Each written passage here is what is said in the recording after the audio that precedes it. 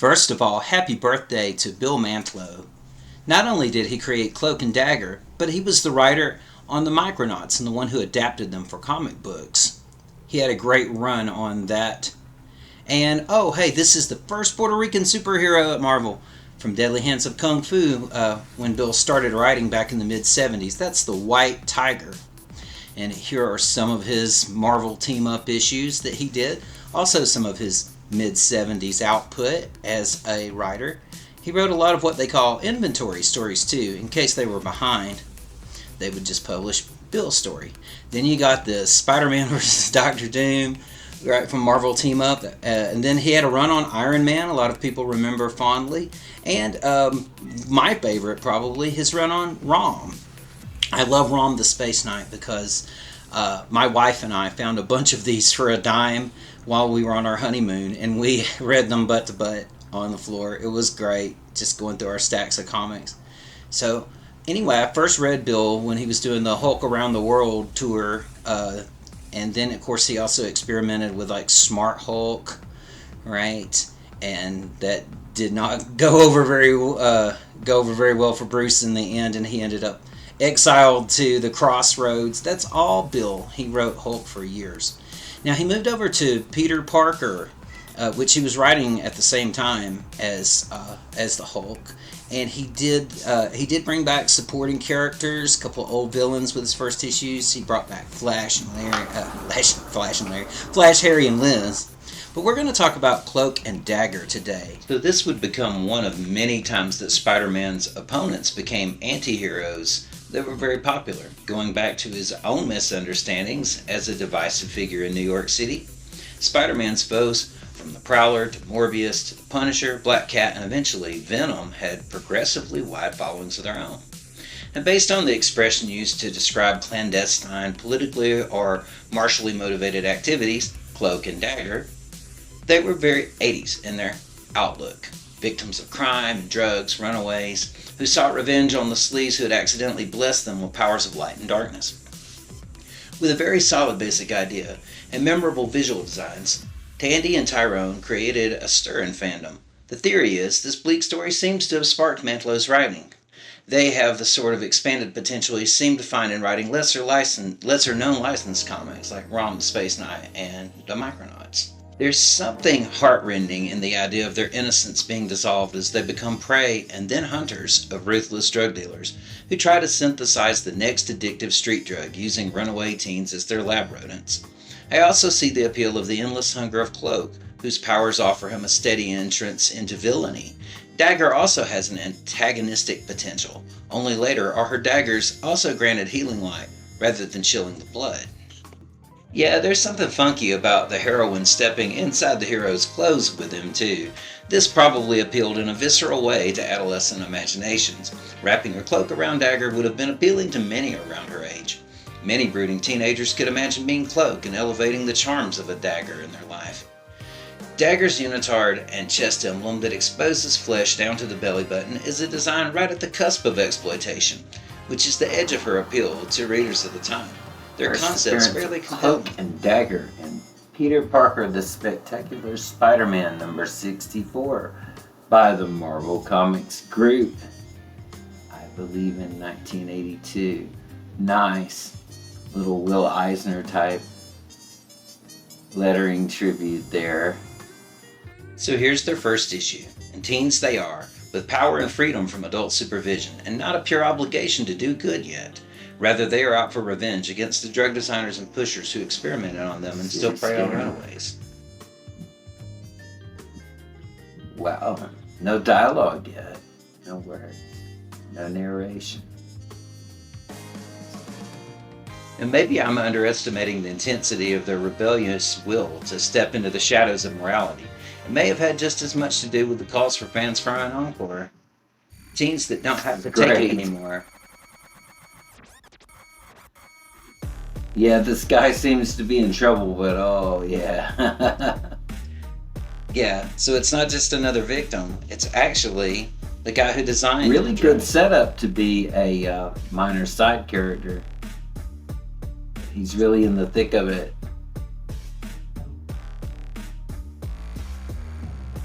Not the most impressive first panel, but pretty cool, the dual profiles there. More beautiful than anyone I've ever seen. Yeah.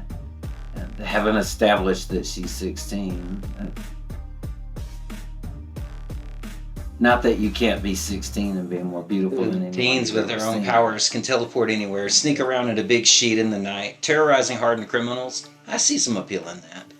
As a central theme, though, while they may be justified in taking revenge in this story, if they can't return to normal, there's only one story. They might be trying too hard to set her and Peter up as a possible interest. I love how the black goes together with the old idea of Spider-Man's black basic bodysuit with these red highlights here, right? Instead of blue and red, the way we know him. But the early issues used more of a black or even purple kind of color.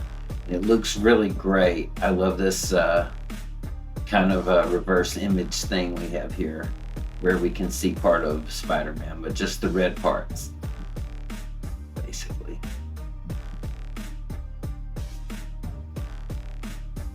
Amazing agility and nice way to land with a point. I do believe she's actually a gymnast and she was a dancer. Very nice, like that panel.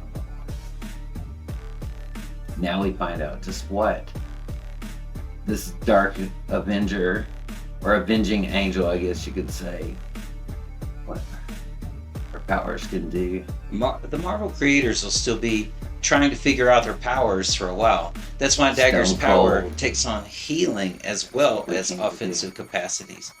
I'm not sure why more creative teams didn't pick them up and play with that. But even criminals have rights, okay? All right.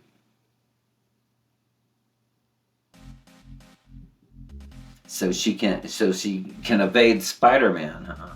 It's like, why is that? We're underestimating Spider-Man again. So that's the murder of this character, Simon Marshall. We're getting just a taste of what battle between these characters would be like. The effects of both of their powers has been explored a little bit. It's pretty rough. It's enough to throw Peter for a loop. And then it's not made very clear, but he teleports here when he vanishes there. There's no after effect like Nightcrawler's brimstone or anything like that to show us. But it turns out that Spider-Man's sick from that dagger. If we were to take a step back at the original idea, imagine if Cloak and Dagger had been created as young adults, clearly not minors. Now it's his turn to pull a vanishing act. Here we go. He manages to drag himself home. It's a good challenge. It's a good challenge. Then he goes to the Beagle as Peter when he's feeling better, and Ben Urich gives him a little of the scoop. Right, that's Max Stenney. The background on the Isle of Tears and those crimes. Here we have these runaways. Very, very grim stuff here. Test subjects for the new drugs that Simon Marshall had developed. Yeah, I'm surprised that they didn't turn up more as a meddling third party in Moon Knight or Iron Man or other books. A little cliche, but not too bad. Not too bad. It's an interesting story. Interesting that we would be at Ellis Island, a place famous for its welcome to immigrants from many nations. And that actually becomes a subtext to these drawings and the story and the setting here. That's a good one, huh? I like these panels.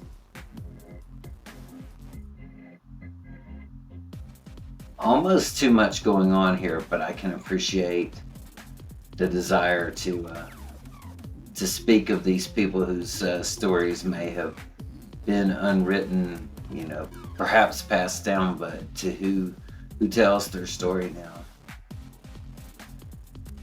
That's great. And then we're going to get down to business. For a change, Peter checks everything out. Checks out his web cartridges before he goes. Here we go. How tall is Dagger? It's really... The art's a little weird, but... Ugh, disgusting. The kids are all dead. That's not how that Who song goes. Yeah, kind of creepy. It's like, I don't know about beautiful. It's like, they both look kind of oogie. Damn, just about everybody in here is ugly as... Although there's some really good perspectives on here, a little wonky anatomy. It would have been more novel to have Tyrone be the kid from the well-off family and Tandy be the one who saw poverty and crime. Was that what they did with the TV program on Freeform? I think so.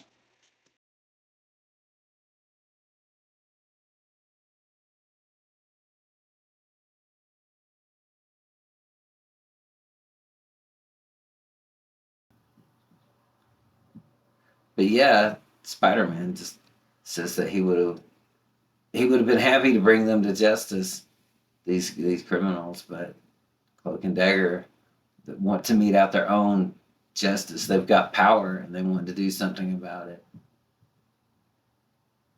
Pretty good fight scene. There we go. It's too bad that when he teleports, there's no kind of effect, really. It's just, oh, he's gone.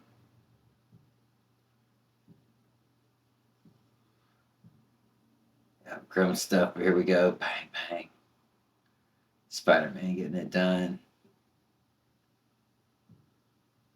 Then they run into... Oh, this is wild. Okay, yeah. Ah, these stupid bad guys. We're 5 stories up. Got any web trampolines? I guess not.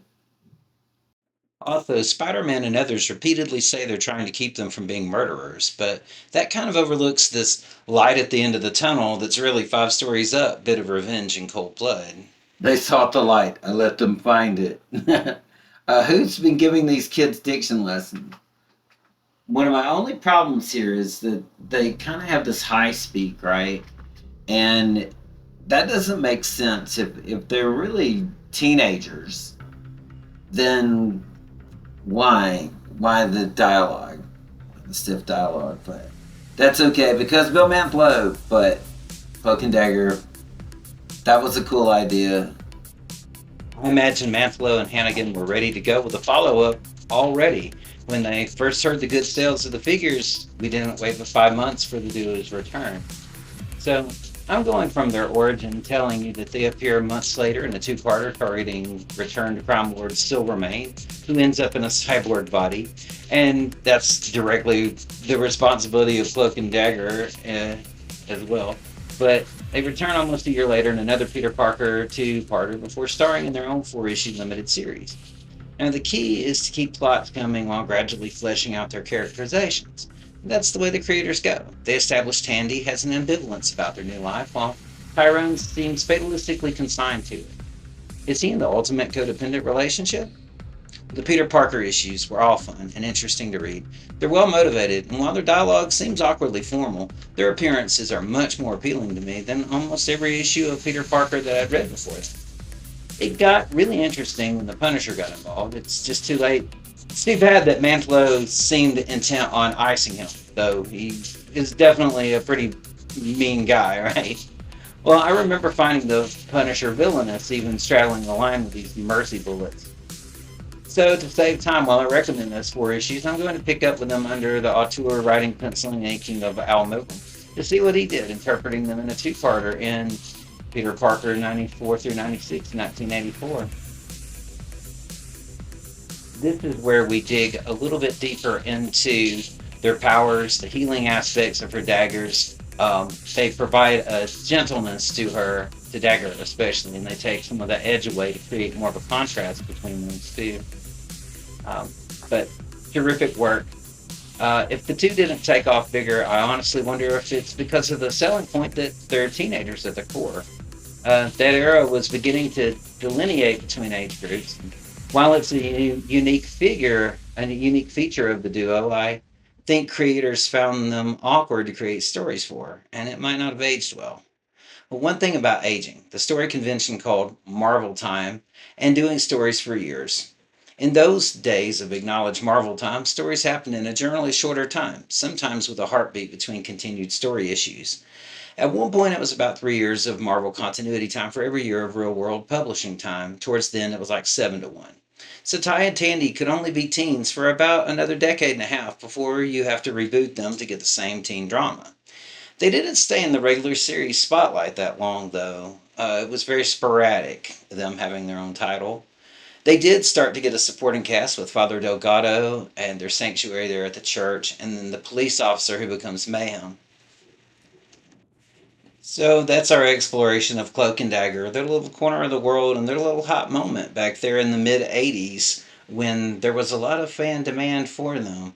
I am happy that they had their own TV program. I wonder if that will come back one day. I realize that I don't think Freeform is still a platform, so they might be on Disney Plus. But I will say, happy birthday for Bill Mantlo. Thank you for enjoying this with me and appreciating some of his most unique creations. I'm Cecil. I'll talk to you later.